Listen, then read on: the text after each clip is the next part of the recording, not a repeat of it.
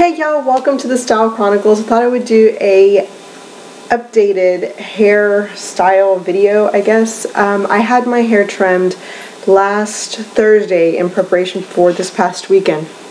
Anytime I have like a special event or reception or anything I need to attend, I try to have my hair cleaned up that week, like the Thursday before the event. So that's kind of how my trims have been going lately. I don't really abide by any like 6 to 8 week or 8 week, trim rule.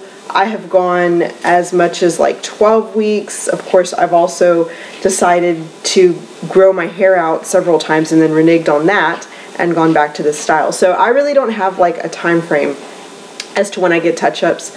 I generally just get them before any kind of important event, and that seems to just suit me perfectly.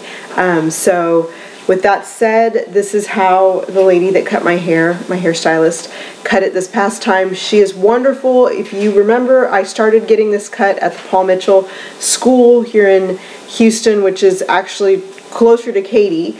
And if you're Houstonian, you'll know kind of the direction I'm sending you in. It is a very far drive from where I live, and if you, once again, are from Houston, you will know that to say something is far means that it is ridiculously far, because we are used to driving long distances to get to any, just a mall or a restaurant at any given time. So it was a far drive for me, and if I didn't get there first thing in the morning, like 8, 9 o'clock, to be one of the first people in, it became this long waiting process. So I switched salons and I go to Visible Changes now, one that's near me that I found a lady at that I really do like. It took me 3 different hairstylists to find this one that I really, really do prefer. And she is by far, I think, one of the greatest hairstylists I've ever had, just because she knows exactly what I like and she picked up on it very quickly. And I mean, I'm in and out of her chair in under an hour, literally, like 30 minutes, and she's got the cut like down pat. She just, as soon as I sit down, she's like back here going like this, and then she's on to the front. So I'm excited to know her and have her as my stylist. She's a very, very lovely woman, wonderful person. It just kind of effervesces out of her, so she's great. And if you are in Houston, I do not mind sharing her name or anything like that. Just private message me and I'll give you all that information. So this is the cut. It's evolving. She has kind of switched it up every time that she cuts it. The first couple of times it was longer, so she's progressively gone shorter, which I don't mind. I think she was testing me to see if I liked it or not, and I like it this short in the back, as long as my front, of course, stays pretty long. And then she's also played with the part. My part used to be kind of in the middle, and then it would go from here in this way, and then kind of, deep. So she's playing with that. The other thing is I get a lot of breakage or just baby hairs right here. So wherever I part, like right here, wherever I parted out. So that's why my part changes a lot, because I'm trying to just save some hair or conceal some hair or something like that. So anyhow, this is this. My hair color is a Revlon Color Silk shade, and I can't think, oh no, a Faria shade, tortoise brown. And this last time I went with a 5.0 instead of a 6.0, so I went a little darker this time around. Usually my hair is that 6.0 shade. In the summer, that is like one of my favorite. It's called Tortoise Brown by Faria. It's lovely. This time, like I said, I went with the medium brown. I usually go with light brown. This time I went with medium brown, and this is kind of what it is washed out to be. When I first do it, it's really, really dark. My hair actually looks black compared to, a brown shade. But then it gradually lightens up, and this is what I'm kind of where I'm at now. So, and everybody asks, how long does it last? Does it fade? Well, yes, it fades. I think every hair color fades. It's inevitable because it's not your true hair color. So yes, it fades. However, by the time that it fades, I've got roots again, so I'm not ever too worried about the fade, because I'm going to touch up anyway since I've already got roots. So, once again, here's a cut. I'll just go ahead and kind of do this. I think that's what y'all liked last time. And this is kind of the angles that I like. I like a real sharp angle here, and then, this I can curl up more or leave it the way that it is, and then this kind of So do you see that? I like, this is, yeah. And when I take pictures, and I know this is really anal, and this is probably going to show you how vain I am, I like to be on this side of the camera. This is the angle. You know, everybody has different angles. You know what works for you. That is why superstars, movie stars, take such great pictures a lot of times, is because they know their angles. They know which way to turn and face. And for me, this is the way that I just prefer. So there's that. Not that I'm a movie star or anything like that. Okay, so here's this side, and then I'll show you the other angle. This is the side that I don't really like in pictures. I don't like that angle at all. And even if I had hair that, you know, I wouldn't like that angle anyway. I just prefer this side of my face. Is that vain or what? Okay, so here we go. I'll go around slowly. You guys can see the back. You can see it's really short on the neck, and then it just kind of goes up. This I can poof up if I want to. If I want to tease it a little here, I can make it stand higher. And then here's the side. You see? Okay, just making sure. So there we go.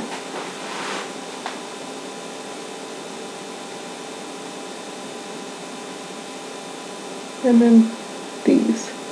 And I know everybody wants to layer. It's not layered. It's triangular graduation. It's cut here, and then this just kind of, you know, short here. If that makes any sense. And then this just kind of hangs over like that. So there's this angle. And there's that. And once again, like I said, I can poof up this section if I lift this, and then really put some like volumizing product. I'm just trying to do it roughly. And it really does give me a lot of volume there. Of course, it's not going to stay because I have no product in my hair at all. But gives me, you know, just a little bit of a pickup, and it also makes it look higher. So that's what I like.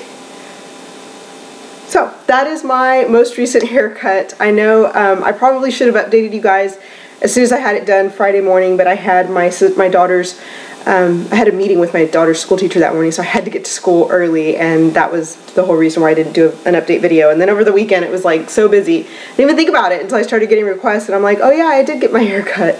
And it is a little bit, you know, she tweaked it a little, which is fine. I don't have to have the same cut every time. I prefer like this, you know, I prefer it. So it is longer on this side of my head because of where my part is.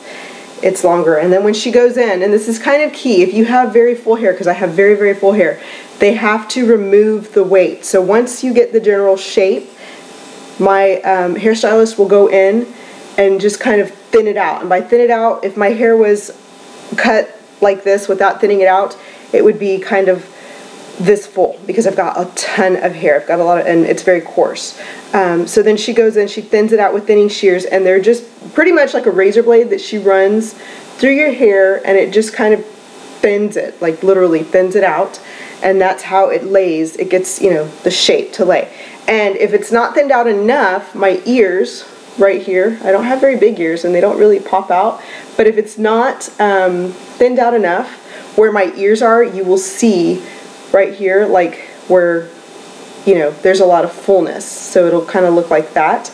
And she'll go in again and thin that area, and then it just kind of lays flat. So yeah, my hair is not all one kind of length. It's got a bunch of different lengths in it that kind of help to give me this sort of the lay that it has. So, and you can see how much more full it is on this side as compared to this side. This side is considerably thinner than this side of my head. But once again, if my stylist didn't thin it out, you would see it kind of do this right in the ear area, where it pops out, you know, a little bit. So yeah, that's always great, is the thinning of your actual hair, and it really does help the shape, and it just kind of, you know, finishes the overall look. So that's that. As for shininess, everybody always asks me, how is your hair so shiny? A couple of things that I have learned over the years, because I used to be like very, very blonde, and I loved being blonde. I've been blonde, I've been highlighted, I've been all shades of brown, never really been red, and I've also been very dark black. What I have found is, as much as I love the blonde, I am far too high maintenance for blonde. And by that, I just mean any little hint of a root and I'm ready to touch up. I can't cannot do that, which is why I don't do blonde again, because I can't do roots. They aggravate and irritate me to no avail. So I stick with something closer to my overall hair color, which is just a little deeper brown.